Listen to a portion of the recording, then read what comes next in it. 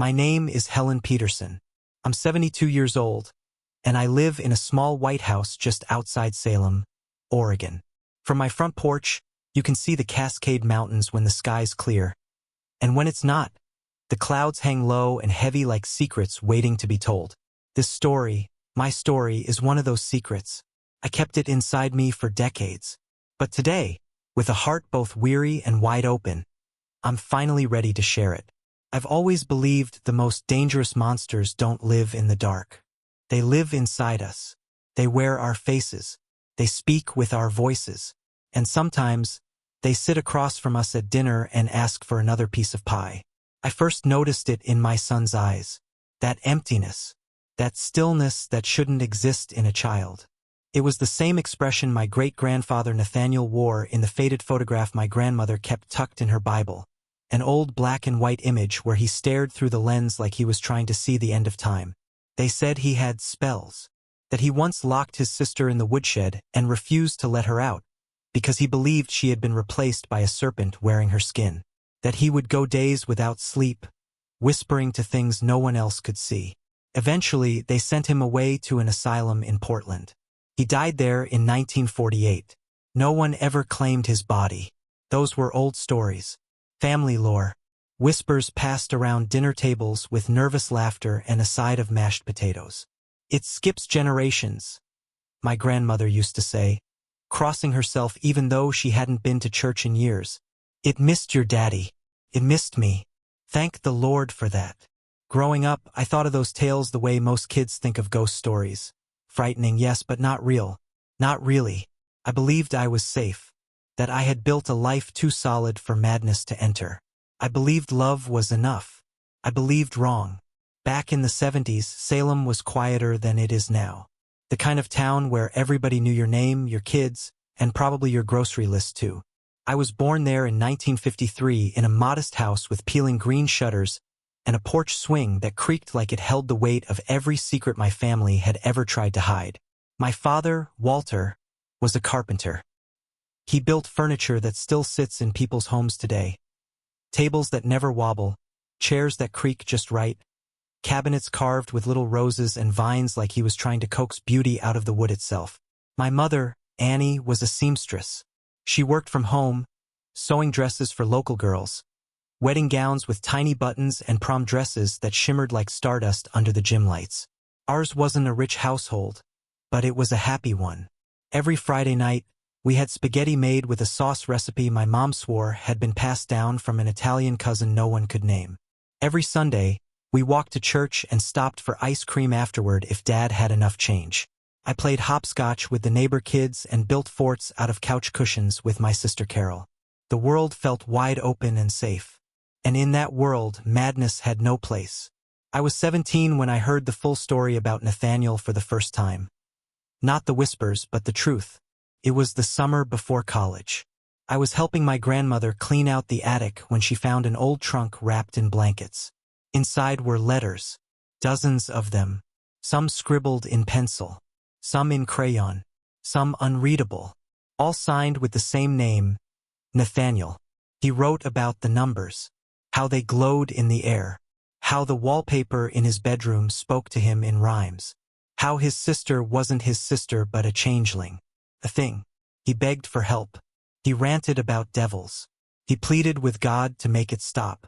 I remember sitting on the attic floor, surrounded by those letters, feeling the summer heat press in through the roof. My grandmother knelt beside me and said, "Promise me something, Helen. If this ever shows up again in our family, don't ignore it. Don't pretend it's not there. Madness doesn't care if you close your eyes." I promised. And for years, I had no reason to think I'd ever have to keep that promise. I graduated high school, took a job at a local insurance firm, fell in love with a boy named David Mason who walked into the office one rainy Tuesday morning, holding a stack of folders he couldn't quite carry. We fell hard and fast, but gently the way good love does. He made me laugh. He made me feel like the world wasn't as sharp-edged as it seemed. We got married in 1974. Had our son, Eli, in January of 1978. Built a home on a quiet street near the park. We painted the nursery light blue and filled it with books and lullabies. David used to sing to Eli in the evenings, old folk songs he learned from his grandfather in Spokane. I used to stand in the doorway and watch them, heart swollen with a kind of joy that frightened me because it felt too big to last. And then one day, many years later, I looked into Eli's eyes and saw nothing. No light. No recognition. Just stillness. A terrible silence inside him. That's where the story begins. Not with madness, but with memory, with love, with the promise I made in a dusty attic one hot summer day, that I would not look away, that I would speak, and so I will. I was born on a rainy Tuesday in March of 1953, in a creaky two-bedroom house with yellow shutters that had once been white, tucked into a sleepy cul-de-sac on the edge of Salem, Oregon. That house, modest and sun-faded, would cradle most of my childhood. We didn't have much, not in the way of money or fine things, but we had something harder to come by, a kind of quiet harmony. My mother, Annie, ran her sewing business from the living room. She never called it that, of course. It's just a few dresses for the neighborhood girls, she'd say, waving off compliments about her intricate lacework or perfectly fitted bodices. But that few dresses paid for our heating oil in winter and our ice cream in July. The house was always full of fabrics, soft bolts of velvet, scraps of lace, ribbons coiled like candy, and the rhythmic hum of the Singer sewing machine, which became the lullaby of my childhood. My father, Walter, built things. Not just furniture, though that's what people knew him for. He built bookshelves, hope chests, rocking chairs. But he also built relationships, trust, and the kind of reputation you couldn't buy in a town like ours. If Walter Peterson made it, it would outlive you and probably your kids too. When he worked, he'd whistle quietly or tell stories. His voice low and warm like a wood-burning stove. He smelled of cedar and tobacco, and when I think of safety, I think of sitting on his lap as he told me about the birds nesting under the eaves or the ghost dog that lived down at the river bend. And then there was Carol, my older sister by 4 years. Sharp-eyed, clever, always one step ahead of everyone else. Carol was the kind of girl who won spelling bees and climbed trees with equal skill. She was my protector, my guide, my built-in best friend.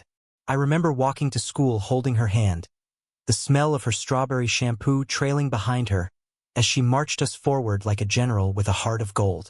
We had a small garden in the back, where we grew tomatoes, green beans, and rhubarb. My mom would boil the rhubarb down with sugar and pour it over warm biscuits. The windows would fog with steam, and we'd eat with sticky fingers, laughing over the radio as Perry Como crooned from the kitchen shelf. Our lives were ordinary in the way that makes them sacred. We celebrated birthdays with homemade cakes and tissue paper streamers.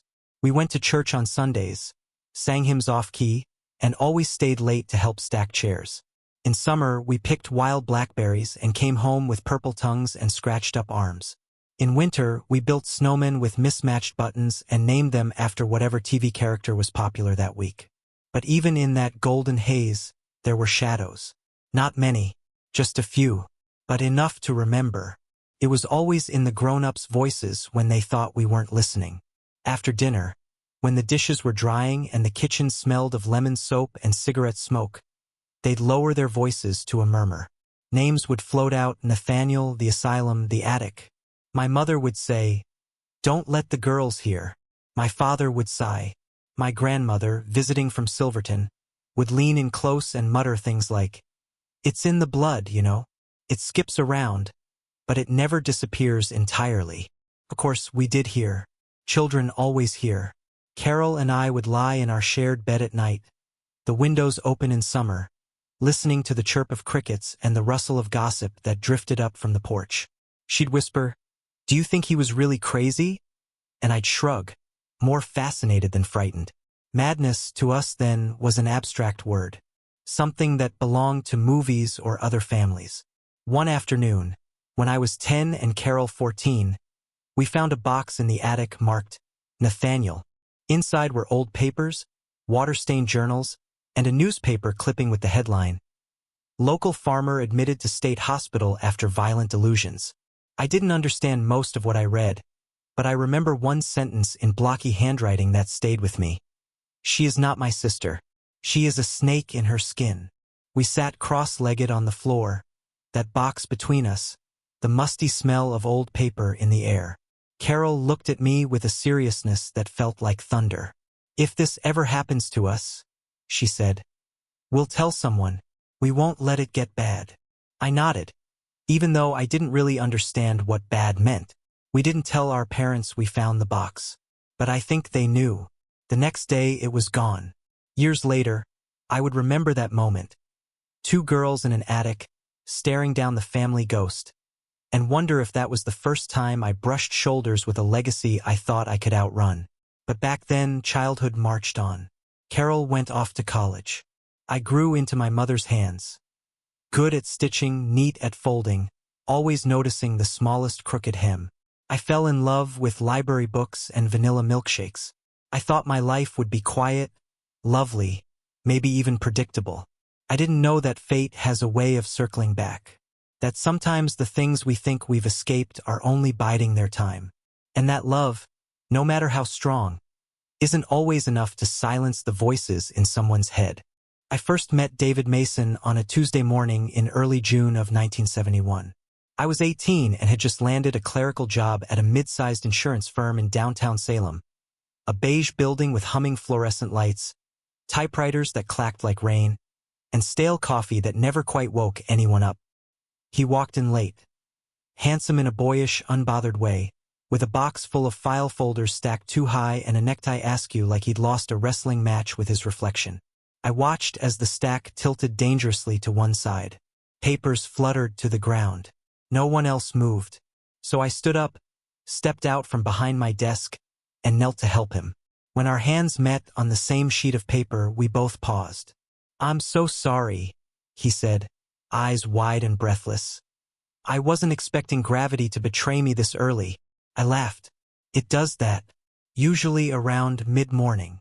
He looked at my nameplate and said, "Helen, you cheat." I replied, "David, new accountant, from Spokane." And, apparently, completely disorganized. That was how it started. No lightning. No music swelling in the background. Just two people on their knees in a sea of paper. But sometimes love doesn't need a trumpet. Sometimes it just shows up and sits quietly beside you. David was different from the other men I'd known in town. He listened more than he spoke. He carried a small notebook in his coat pocket and wrote down things he wanted to remember. Grocery lists, random thoughts, song lyrics, and once, the exact words I'd used to describe my favorite kind of cinnamon bun. He was gentle in a way that didn't draw attention to itself. Thoughtful without pretense. On our second week working together, he brought me coffee with just the right amount of cream without asking. "You seem like the kind of person who would take the bitterness out of things," he said with a smile, then flushed, embarrassed. Took him 3 weeks to ask me out. Not for lack of trying. He hovered around my desk like a bee circling a too-shy flower, but the nerve took time. When he finally did, it was with a trembling voice and a crumpled movie ticket in hand. "They're playing Love Story at the old cinema," he said. "It's probably a bit sappy, but I heard it's beautiful." I said yes. Of course I did. That night, under the flickering light of the theater, our hands found each other again. This time more deliberately. I remember the way he glanced at me during the saddest parts of the film, not because he wanted to cry, but because he wanted to see if I was. That kind of tenderness, it's rare. Our courtship was slow and simple, stitched together with long walks in Bush's Pasture Park, ice cream cones melting faster than we could eat them, and late-night conversations in the front seat of his old Chevy, where he would read me quotes from Emerson or talk about the stars. We weren't rich, but he'd save just enough to take me to the Saturday dances at the Civic Center. We always kept a little space between us on the dance floor, because back then, that's just how it was. But the tension in that space, it was everything. My parents adored him. My father respected how David spoke about his ambitions. Measured but steady, never grandiose.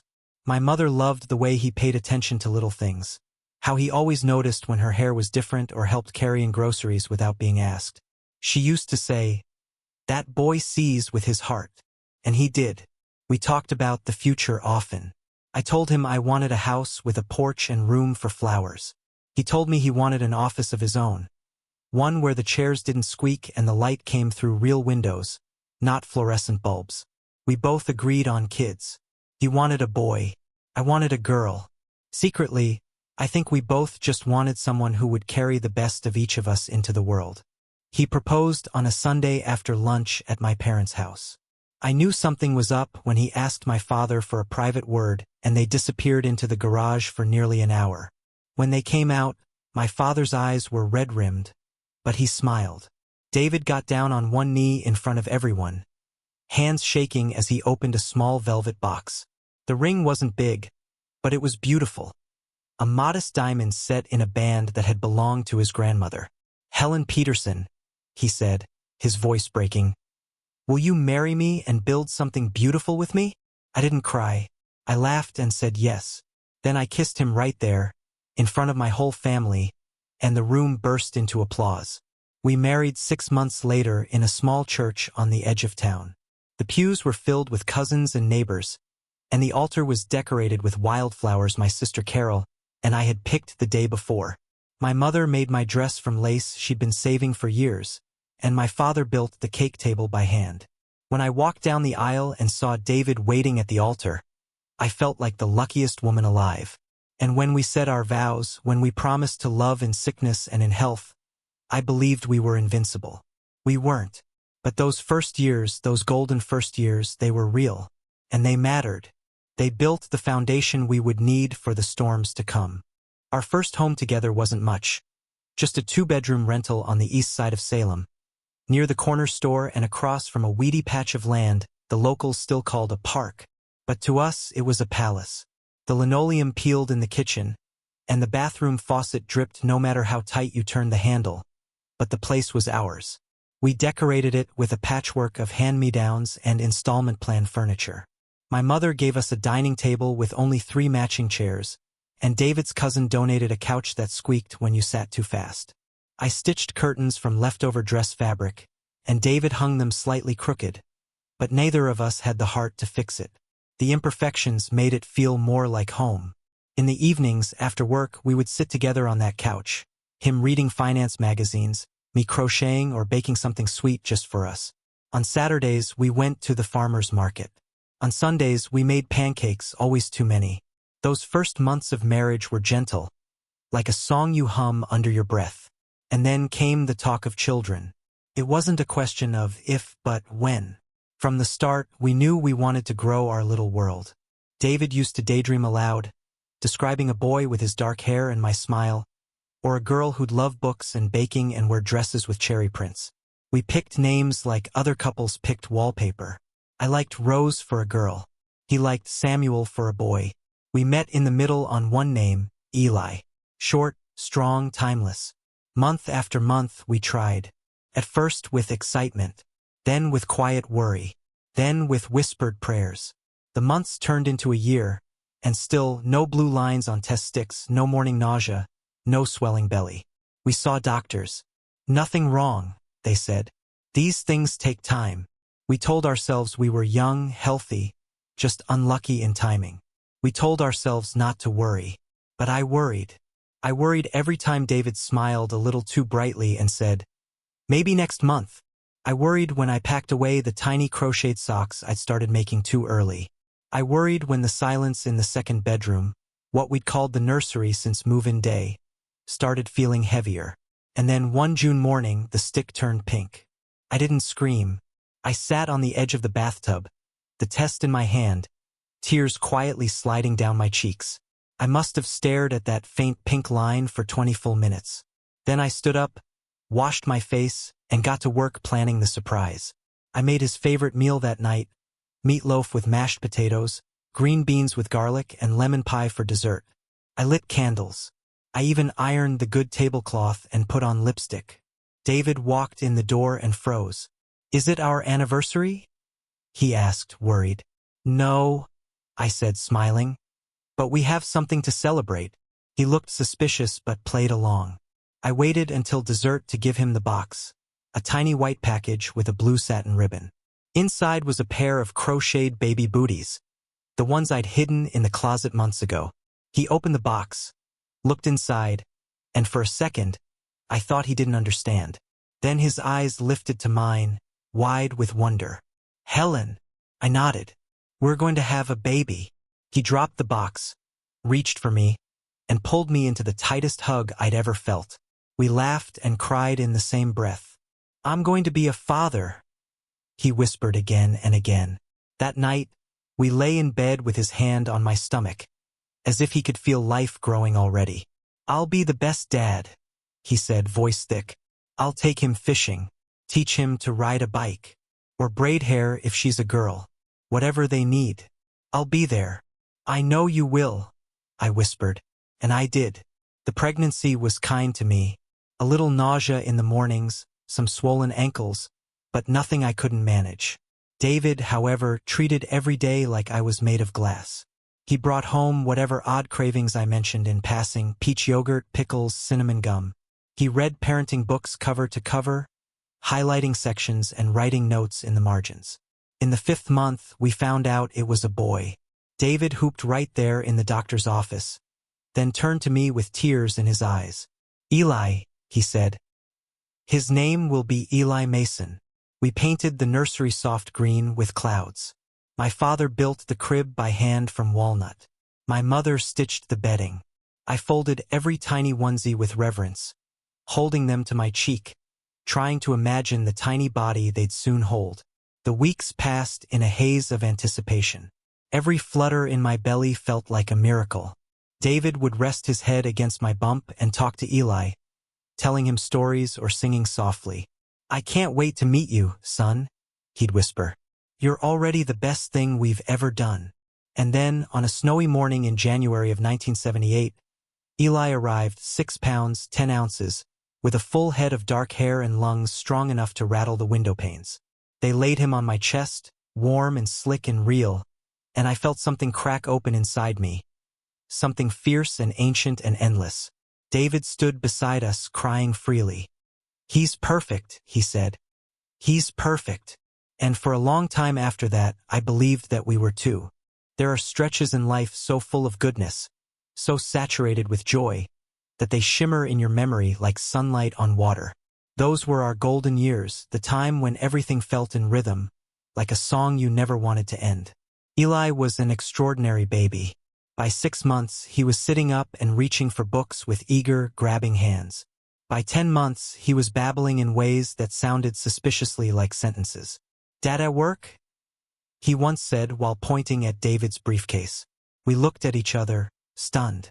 By his 1st birthday, he could name colors, identify animals, and string together short, clear phrases. Mama, juice, please, he'd say, looking me straight in the eye. It wasn't just advanced, it was uncanny.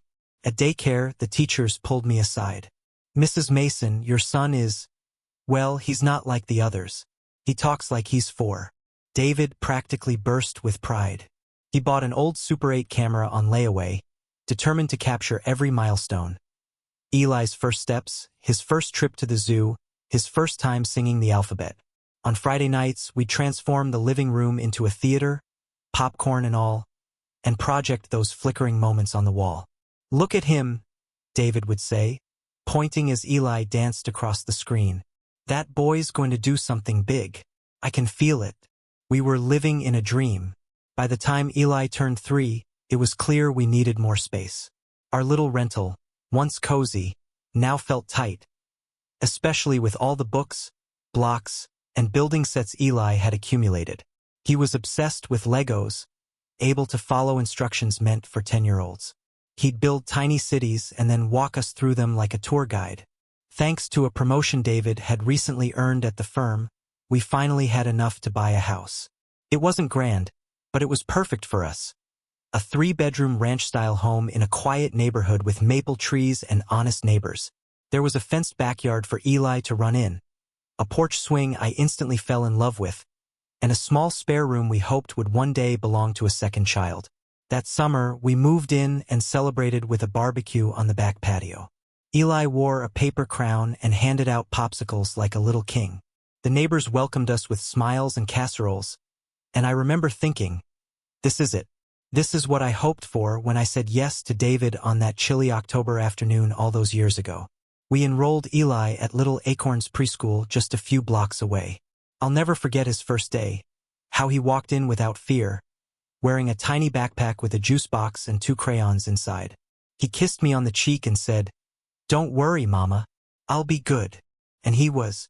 His teachers called him a sponge, soaking up everything around him. Letters, numbers, new languages even. At home, he asked us to read him nonfiction books, encyclopedias, science manuals, anything with diagrams. "How do airplanes fly?" he asked one night. "Why does the moon change shape?" David bought a telescope. By 4, Eli was doing basic addition. By 5, he was sounding out words on his own. We bought him puzzles, building kits, a kid's microscope. On weekends, David would take him to the public library, and they'd come home with stacks of books nearly as tall as Eli himself. But it wasn't just his mind that amazed us. It was his heart. He was gentle with animals.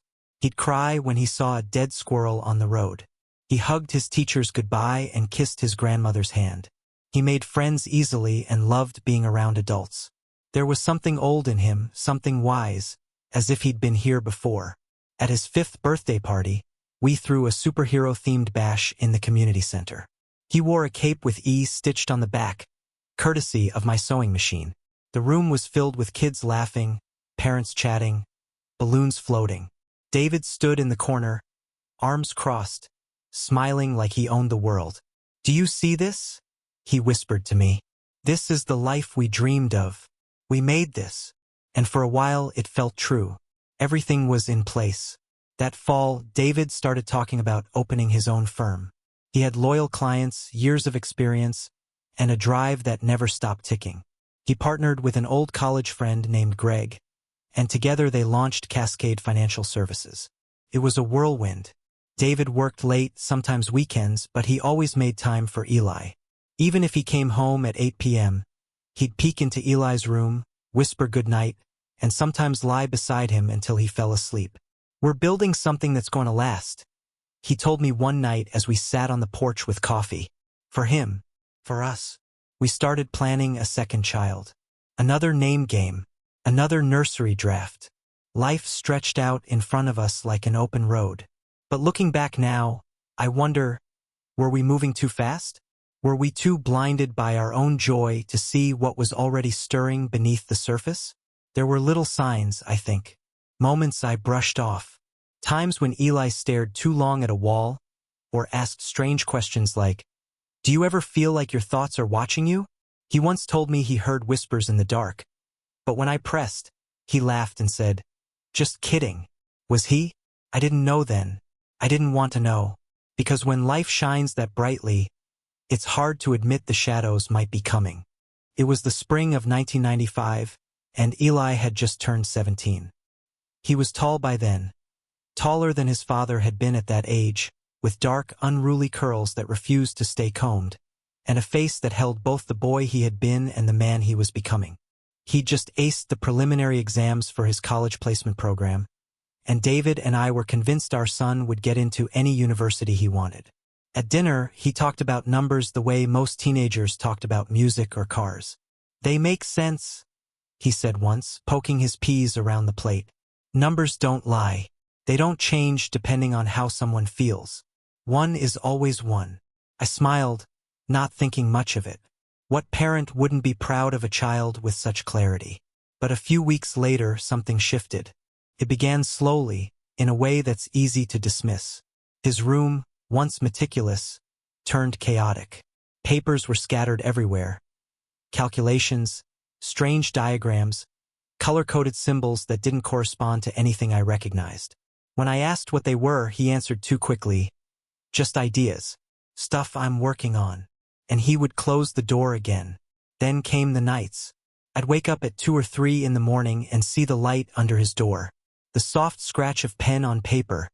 The rhythmic pacing of feet across the floor.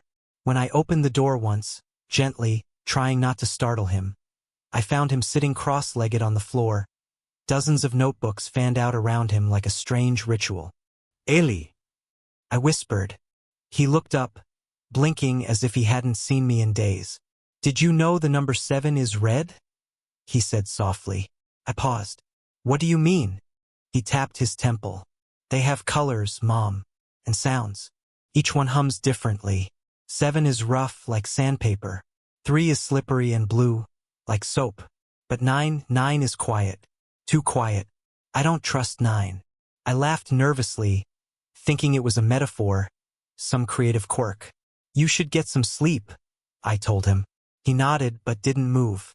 The next morning he was cheerful, even charming. He ate his cereal and joked about a kid at school who couldn't tell a debit from a credit. I could tutor him, Eli said. Poor guy thinks balance sheets are fictional. I breathed easier. Maybe it had been just late-night rambling. Maybe he was just tired. Maybe I was overreacting. But then the stories started coming in from school. He skipped math class one day, then showed up the next talking about how the Fibonacci sequence had predicted the birth of civilizations. Another teacher called us to say Eli had become disruptive, correcting them in class, not rudely, but with a strange intensity, as though he were trying to prove something only he could see. And then one day, I found a notebook tucked under his mattress. It was filled with symbols, complex formulas, sure, but also phrases that chilled me. The pattern is beneath the skin. They hide messages in license plates. Words are lies. Numbers are truth. I showed the notebook to David that night after Eli had gone to bed. He stared at it, quiet for a long time. He's always been gifted, David said at last, carefully. Maybe he's just exploring ideas too fast for the rest of us. But I wasn't convinced. Something felt off. It wasn't just intellectual obsession. It was the way he looked at us sometimes, like he was trying to see through us. A week later, I came home from grocery shopping to find him standing in the backyard, barefoot, eyes closed, arms outstretched to the sky. I called his name, but he didn't respond. He was whispering something, numbers, over and over again. A string of digits that meant nothing to me but clearly meant everything to him. David finally agreed. Let's take him to the doctor, he said. Just to be sure. Eli resisted, of course. Said we were overreacting. Said he was fine. But when I pushed, when I reminded him of the night he said the numbers had voices, he relented. It's just stress, he muttered in the car. You don't get it. None of you see it. The math, it's everywhere. At the clinic, the general practitioner ran the usual tests. Blood work, basic neurochecks, all normal. But the doctor looked at us over the rim of his glasses and said words that made my stomach twist. I think a psychiatric consultation would be wise. David bristled. He's not crazy. No, the doctor said gently. But he may be unwell. We made an appointment with Dr. Henry Vasconcelos in Portland, a specialist in adolescent psychiatric disorders. The soonest they could see us was in 3 weeks. Those weeks were the longest of my life. Eli became increasingly distant. He stopped eating much, started sleeping odd hours, and sometimes spoke under his breath, as if someone else was in the room. When I asked who, he'd say, "Just the man in the hat." At first I thought he was joking. Then, one night, I found him sitting in the hallway, staring at the front door. "He said not to let you out," Eli whispered. "Who?" "The man in the hat. He says you'll disappear. He says you're already gone." That's when I knew. Whatever had haunted my great-grandfather, whatever shadow had passed over our family all those years ago, it hadn't skipped us. It had been waiting, and now it had found my son. The day of Eli's psychiatric consultation felt like a line drawn in chalk between the life we had and the life we would never get back. We drove the hour and a half to Portland in near silence. David at the wheel, jaw clenched tight. I sat in the back with Eli, just like when he was little, watching him through the rearview mirror as he stared out the window, eyes distant, lips moving softly as if in conversation with someone I couldn't see. He hummed a tune I didn't recognize, something slow and broken. I reached over once to touch his hand. He flinched. When we arrived at the clinic, an unassuming building nestled in a quiet neighborhood, Eli surprised us by walking in calmly. He even made a joke at the reception desk. "Do I get a sticker if I pass?" The nurse laughed nervously. I didn't. Dr. Henry Vasconcelos was a tall man in his early 60s with kind eyes and a voice so measured it felt like therapy in itself. He invited Eli in first, alone. David and I sat in the waiting room, sipping burnt coffee, pretending to read outdated magazines. I kept glancing at the door. Every time it clicked open, my heart jumped. An hour passed, then 90 minutes. Finally, Dr. Vasconcelos called us in. Eli was calm, seated beside him, legs crossed, hands folded, like a student in front of a trusted professor. But his eyes, they weren't present. Not entirely. "I want to begin," the doctor said, "by commending you both. Many families wait much longer before seeking help." That word, help, hit David like a slap. I saw it in the way his shoulders tensed. "I won't keep you in suspense," Vasconcelos continued. "Your son exhibits strong symptoms of a condition known as paranoid schizophrenia." The air drained from the room. He continued, slowly, carefully. "We're seeing a clear pattern: delusional thinking, auditory hallucinations, disorganized speech. The onset at age 17 is unfortunately quite typical. It's a chronic condition, but not untreatable. With medication, therapy, and structure, many patients lead full and meaningful lives." David's voice came out hoarse. "But he's normal. He's brilliant. He's not violent. Intelligence doesn't protect against this," the doctor replied gently. "In fact, high-functioning individuals often mask symptoms longer, making diagnosis harder." I couldn't speak. My brain refused to process the words. I stared at Eli, who sat there expressionless, as though the conversation were happening in another room. Maybe it was. Dr. Vasconcelos prescribed antipsychotic medication, low dose to start, and recommended regular therapy sessions and family support groups. "Stability is possible," he said, "but you need to be prepared for setbacks." On the way home, Eli said nothing. Neither did we. That night, David stood at the kitchen sink, staring out into the darkness. "I don't believe it," he finally said. "He's just imaginative, overwhelmed. It's the pressure, the academics. Not this." "You saw the same things I did," I whispered. "No," he snapped. "I saw a kid with a future. A kid who built Lego cities when he was 4, who quoted Descartes at 10. This is a mistake." I wanted to believe him. God, I did. But deep down, something colder had taken root. Still, we followed the doctor's orders. Eli took his pills at first. They made him drowsy, slowed him down. He said it felt like moving through syrup. He stopped writing in his notebooks, stopped humming. There were moments, fleeting ones, when we thought maybe it was working. He'd laugh at something on TV. He'd help me cook dinner. He'd sit with David and talk about baseball. I remember one evening when he looked me in the eye and said, "It's quieter now, Mom. The voices are further away." But just a week later, I found pills under his mattress. When I confronted him, he was unapologetic. "They dull everything," he said, "even the parts that make me me." "You're sick," I said gently. "No," he replied, voice rising. "I'm awake. You're the ones who are blind." The argument spiraled. David stepped in, tried reasoning. That night ended with a slammed door and shattered plate. Days later, the delusions returned. Subtle at first. Paranoia. Long stares at the neighbors. Muttering about patterns in the wiring. Then one night, I heard him talking in the hallway again. I crept to the door. "The man in the hat says they're imposters," Eli whispered. "Who?" I asked gently. He turned toward me with a look I will never forget. His face, still so boyish, was lit from within by something not of this world. "You," he said, "and Dad, you're not real. You were replaced." That was the moment the mirror broke. The child I carried in my womb, the boy who held my hand at the dentist, who once cried when his goldfish died. He looked at me and didn't see his mother. He saw a stranger, a threat. Took everything I had to remain calm. I coaxed him back to bed. I called Dr. Vasconcelos the next morning.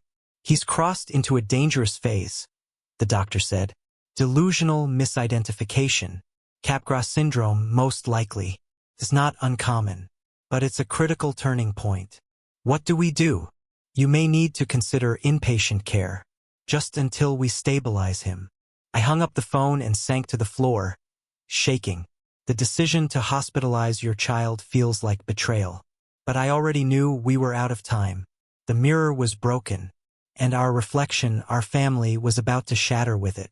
We didn't mean for it to happen that way. The plan was calm, structured, if there's such a thing when your child believes you've been replaced by strangers. Dr. Vasconilos coordinated everything. The intake team at the hospital in Portland was prepped. A room was reserved. Eli would be evaluated, monitored, stabilized. "This is not permanent," he assured us. "It's a step back to control." He used words like contain and de-escalate, but all I could hear was commit, sedate, lock away. Eli didn't fight at first. That morning, he emerged from his room already dressed, hair combed neatly, eyes unreadable. "I'm ready," he said. "Let's go meet your doctor." I should have known then. Real compliance had never come that easy, but I was too grateful to question it. We drove in silence, the freeway humming under the tires, our small family suspended in a kind of fragile stillness. David held my hand the entire ride. He hadn't cried yet, not really, but his grip was tight enough to bruise. Eli sat in the back seat, humming softly again. Always that same eerie tune. I asked once early on what song it was. "It's not a song," he said. "It's the sound the numbers make when they talk to each other."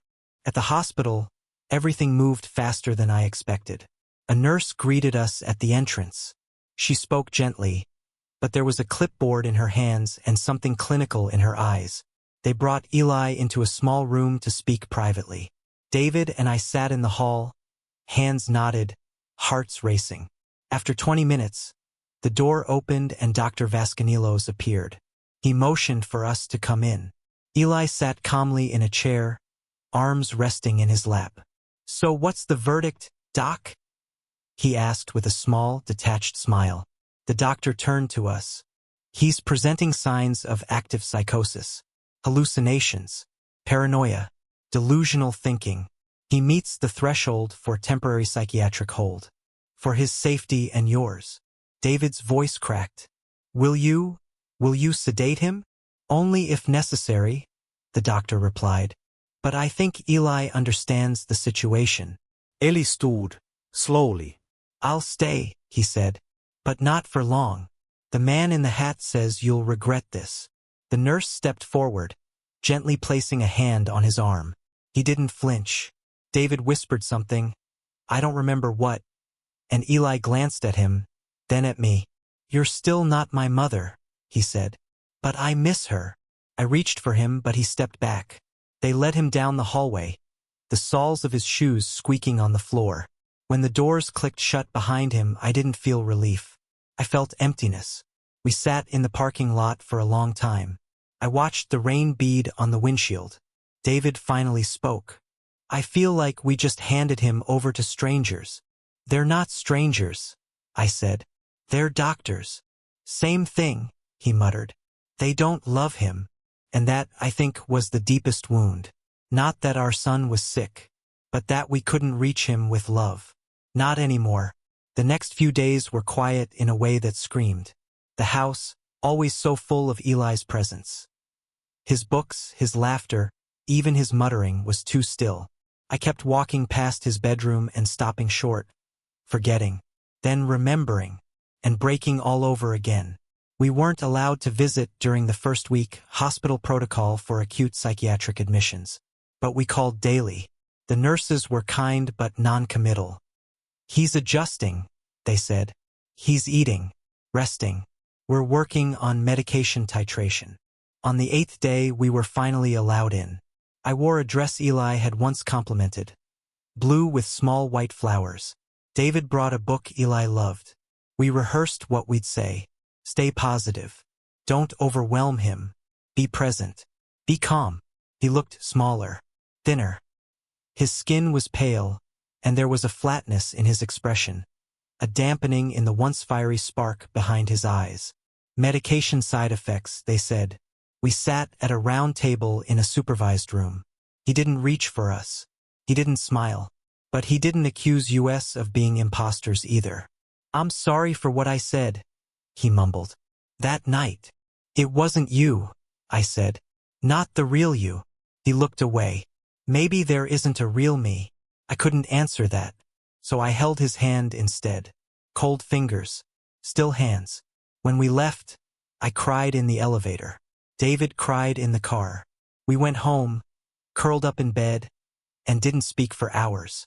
Just lay there, staring at the ceiling, waiting for morning. It was the first time I realized we might never fully get him back. That the boy who built Lego cities and whispered dreams into his pillow was no longer just asleep. He was buried beneath a sickness that wouldn't let go. That was the day we lost him, even if we didn't know it yet. It happened in the stillest part of the night, the hour when the world seems to hold its breath. David had stayed late at the Portland office, something about a last-minute client emergency. It was November, and the days had grown short, the evenings cold and damp with that heavy Oregon mist that seeps into your bones. He called around 8:30 p.m. to say he'd be heading back to our place in Salem later than expected. "Don't wait up," he said, his voice tired but gentle. "I'll probably be home after midnight." I didn't think twice. David had always been dependable. If he said he was coming home, he would. I trusted him the way you trust a lighthouse in a storm. I had dinner alone, soup and toast, something simple, and then settled into my chair with a book, the porch light still on just in case he pulled into the drive. At some point, I dozed off. The phone rang at 4:27 a.m. I know the time exactly because I looked at the red glow of the alarm clock the moment I sat up, heart already pounding. No one calls at that hour with good news. It was George, David's business partner. His voice shook like loose glass. "Helen, there's been an accident." I froze. "What kind of accident? Is David okay?" There was a pause. Too long. "Helen, I'm so sorry. He's gone." I couldn't understand the words. My mind refused them. Gone where? Dead. There was a fight. At a bar. A stabbing. The police just called me. I don't... He broke off, sobbing. My whole body went cold. I dropped the phone. I don't remember screaming, though the neighbors later told me they heard something awful around that time, like a mother animal crying in the woods. George told me more later, in pieces. After finishing with the client in Portland, David had driven to Salem briefly to pick up some files. On his way back, he stopped at a bar he and George used to frequent in college, Joe's Tavern. Not a seedy place, not exactly, but close enough to the edge of town that rougher crowds sometimes found their way there. Apparently, a group of drunk men, gang-affiliated, according to the police, had been harassing a young waitress. David, being David, stepped in. Calmly, respectfully. "Leave the girl alone," he said. "She's just doing her job." One of them pulled a knife. It was fast, they said. One stab. To the stomach. Deep. He collapsed before the ambulance arrived. Died on the operating table less than an hour later. I couldn't make sense of it. The details blurred together into a fog of disbelief. I kept thinking he was coming home. He called. He said he'd be home. Instead, he became a name on a coroner's list. A statistic. A headline in the local paper. Local business owner killed in bar altercation. When I had to tell Eli, it was worse than anything I had ever imagined. He had been stable for a few days. Medicated, quiet, cooperative. I'd planned to wait until the next morning, but the news spread quickly, and I didn't want him to hear it from someone else. I went to the hospital, sat in the visitation room, my hands trembling. He entered slowly, eyes distant but aware. "Something happened," he said before I even opened my mouth. "The man in the hat told me." My throat closed. "Eli, your father. There was an accident." "He's dead," Eli said. No question. Just flat, brutal certainty. I nodded, choking on air. "Yes." He blinked, then looked past me to the corner of the room. "It had to happen," he murmured. "The man in the hat said it would be just us now." That's when I knew we weren't just grieving David's death. We were about to lose Eli all over again. In the days that followed, Eli spiraled. His medication wasn't enough to contain the shock. He stopped speaking to anyone except the man in the hat. He refused food, refused sleep. He was convinced David hadn't died but had been replaced. "Just like you were," he told me. They've taken everyone.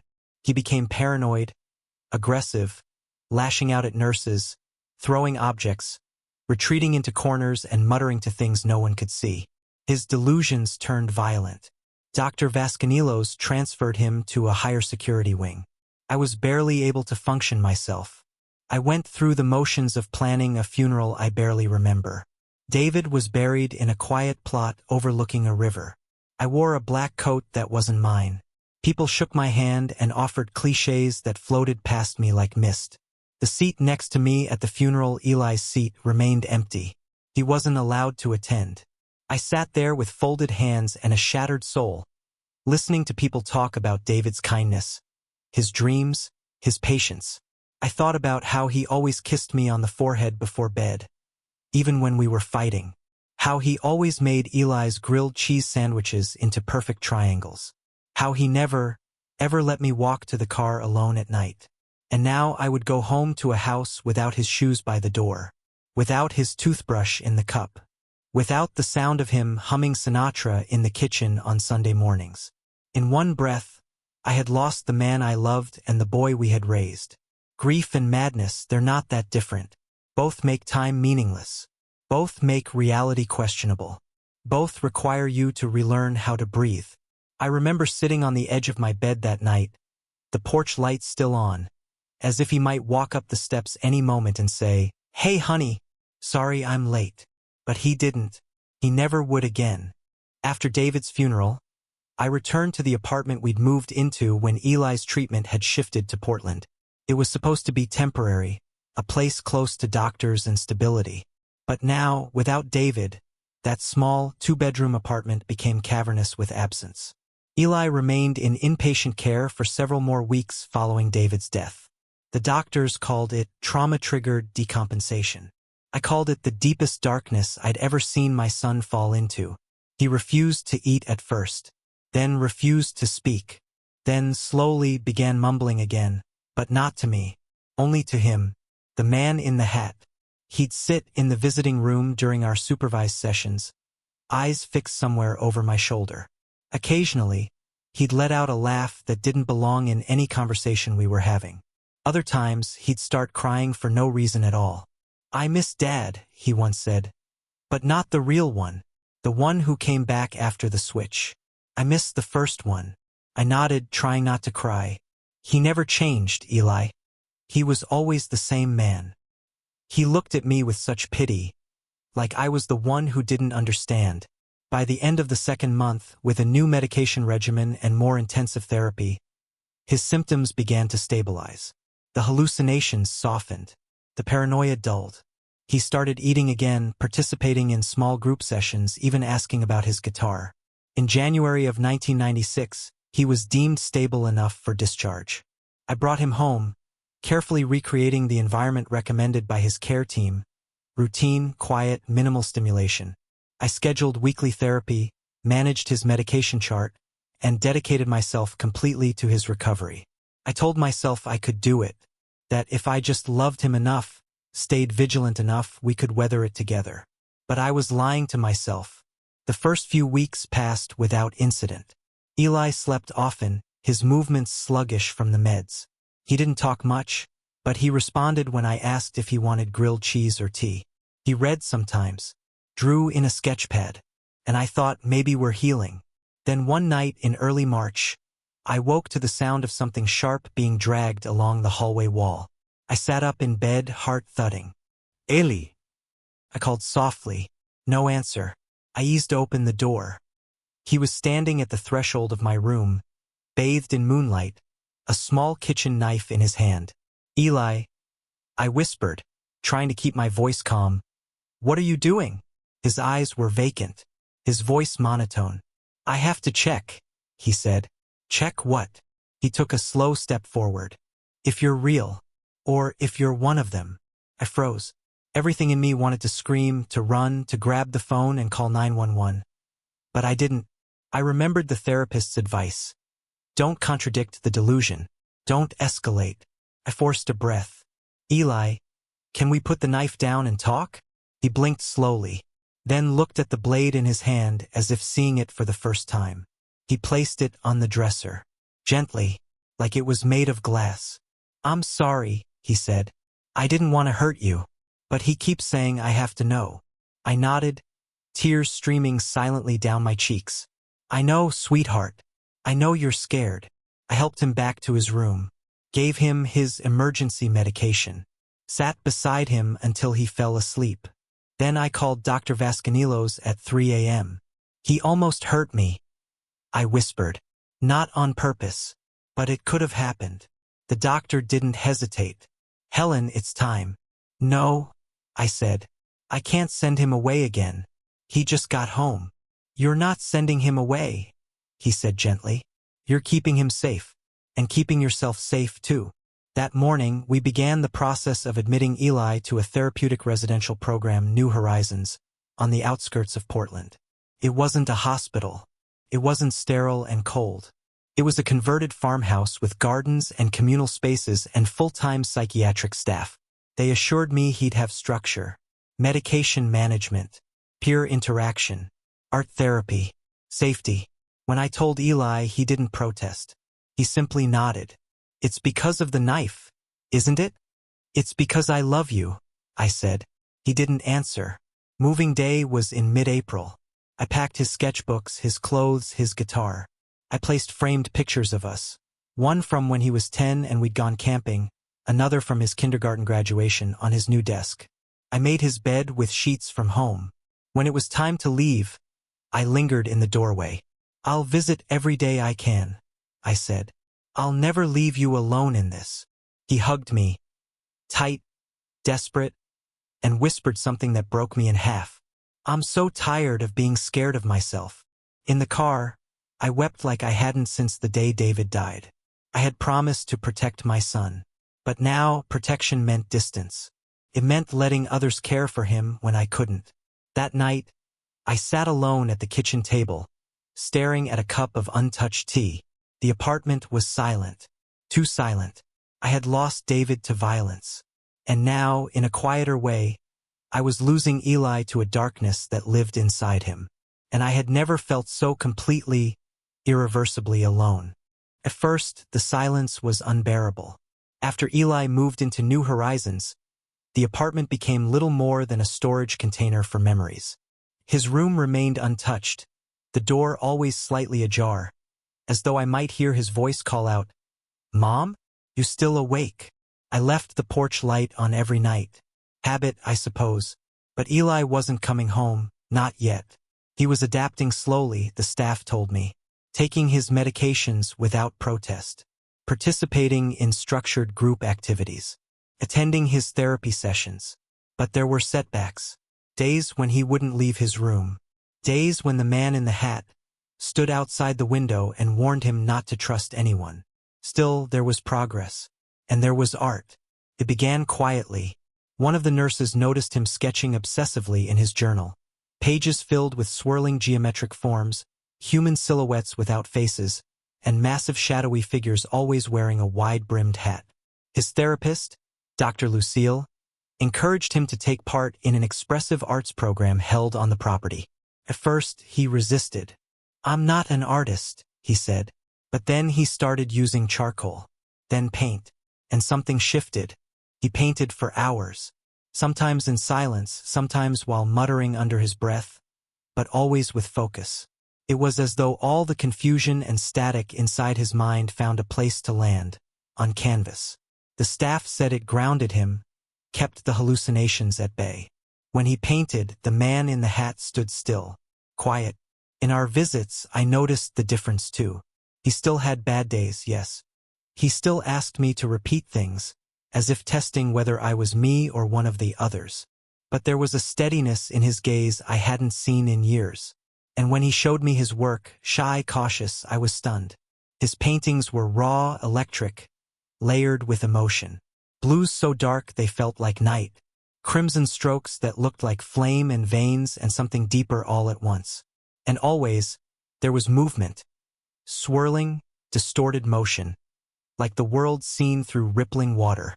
One canvas showed a boy standing in a forest, a towering shadow behind him. The boy's eyes were hollow. The shadow's eyes glowed red. Took me a moment to realize the boy was Eli. The man in the hat? I asked. He nodded. But the boy is still standing, he said. He's scared.